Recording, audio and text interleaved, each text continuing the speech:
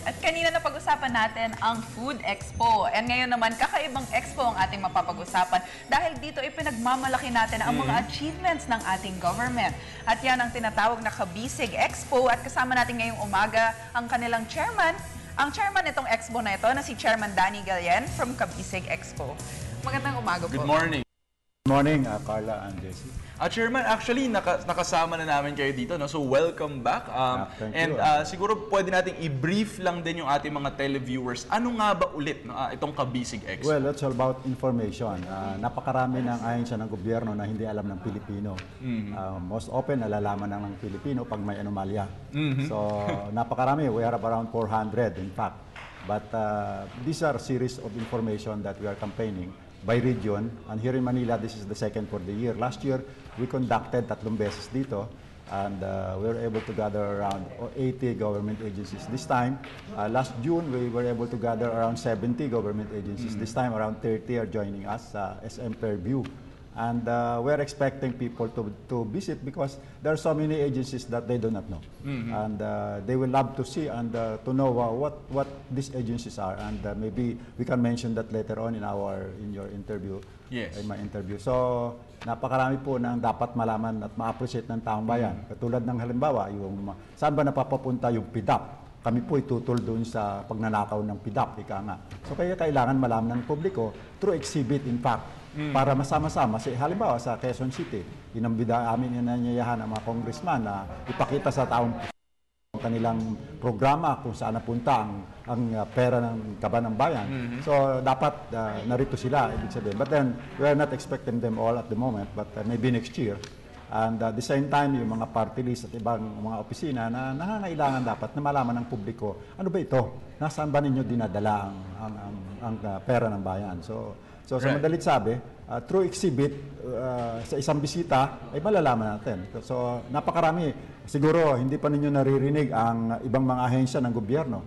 At meron dito, babasahin ko para mas maliwanag. Meron tayong Dangerous Drug Board. Ano pang ginagawa nito? Philippine Racing Commission, Commission on Higher Education, Commission on Human Rights. We have also the PhilPos, PhilHealth, Philippine Deposit Insurance. Saan ba napapapunta yung mga kapirahan dito? Of course, we have the Philippine Charity Sweepstakes. We have the Department of Agriculture, Bureau of Agricultural Fisheries Product Standard. I don't know. Dito malalaman ko pag naririto na sila. We have also the DA, yung PhilMec, yung PhilPost. We have also the National Tobacco Administration. We have the Land Management Bureau. We have the Department of Foreign Affairs. We have the Department of Interior and Local Government. We have the DOJ, tawag nila dito, Office of Alternative Dispute Resolution. Many people do not know about this. So, we have also the Philippine Veterans Office.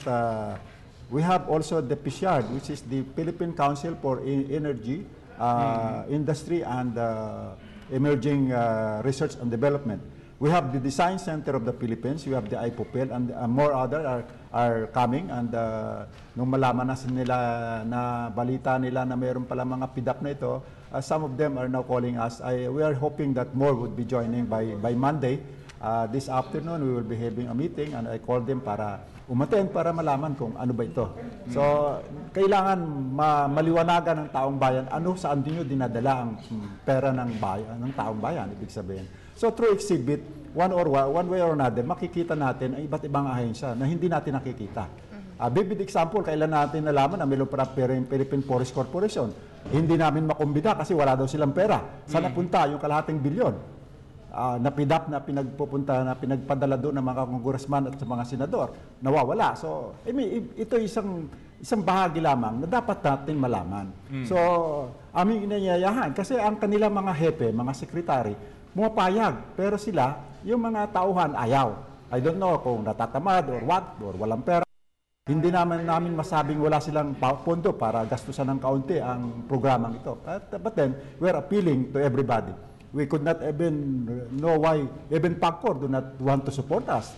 wala daw silang pera para sa program ito. I mean, nananawagan kami. I am appealing to Chairman Bong Aguiat to support this project of the President at the same time. Merong authority ang ating Pangulo na binigyan sila pero hindi kami sinusuportahan ng marami. Okay, so of course tuloy-tuloy itong expo na ito. It happens in different regions and twice na nga nangyari dito sa Metro Manila.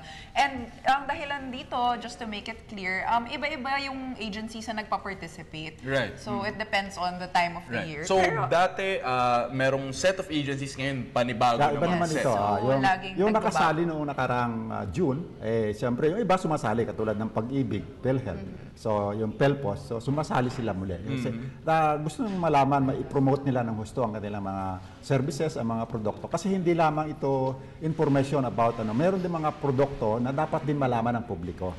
So may mga pagbabago, may mga palisiya. So kung dadalaw man ang bawat isang Pilipino rito, ay makakakuha sila ng mga informasyon, mga brochures, at matutuwa rin sila sapagkat meron ditong may mga reports din tayo na bigay, yung mga ibang ahensya na mayroong sobra ay nagbibigay din ng kaukulang impormasyon para mapasaya ang ating taong bayan. Okay. magkakaroon rin po ba ng mga seminars? Meron mga seminars, may mga forum, may mga programa everyday thereafter.